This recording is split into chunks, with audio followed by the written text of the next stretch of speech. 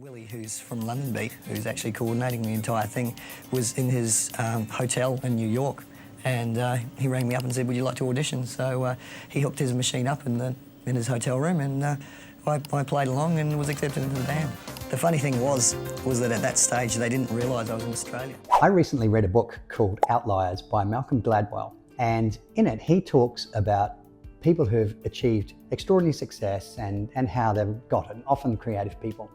One of the stories is about a guy called Dave Mustaine. He was the original guitarist from Metallica. He got fired from the band and he went out and started another band called Megadeth, which was also extraordinarily successful, like 30 million albums. To him, he never saw himself as being successful, and he constantly compared himself to his earlier band, even though to everybody else he looks to be extraordinarily successful.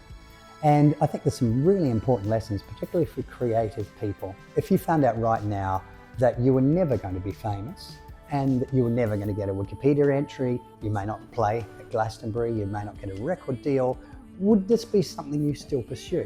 Because the majority of people in the music industry and people who are trying to find success never find it.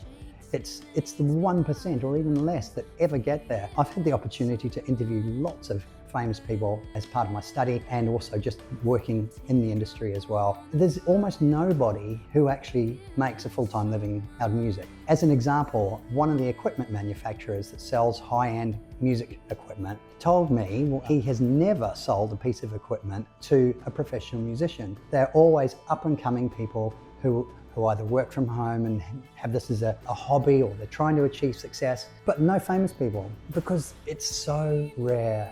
So you have to find something and a way to make you happy and a reason to go forward that may be more than just wanting to be famous. I think there's another lesson in this, therefore, really, to find your happiness even though it might not be success. Here's a nice little challenge for you.